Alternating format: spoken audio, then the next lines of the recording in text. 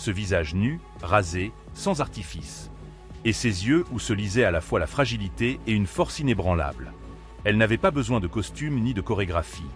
Elle avait besoin d'une vérité, et elle la livrait sans phare. C'est pour cela que son souvenir reste si puissant, parce qu'il n'était pas construit, mais vécu. Il y a des artistes qui marquent par leurs records, leurs trophées, leurs tournées spectaculaires. Sinéad, elle, a marqué par ses silences, ses cris, et son refus obstiné de jouer le rôle que l'on voulait lui imposer. Elle a ouvert des portes, brisé des tabous, et payé le prix fort. Mais aujourd'hui, à travers les hommages et les souvenirs, une chose demeure claire. Elle a gagné, car elle a laissé une empreinte indélébile. Il y a des histoires qui n'ont jamais été racontées. Mais maintenant, vous les connaissez. Sinéad O'Connor n'était pas seulement une chanteuse. Elle était un cri, une blessure, une lumière. Et tant que ses chansons continueront d'être écoutées, elle restera vivante, éternelle, comme une vérité qu'aucun silence ne pourra jamais effacer.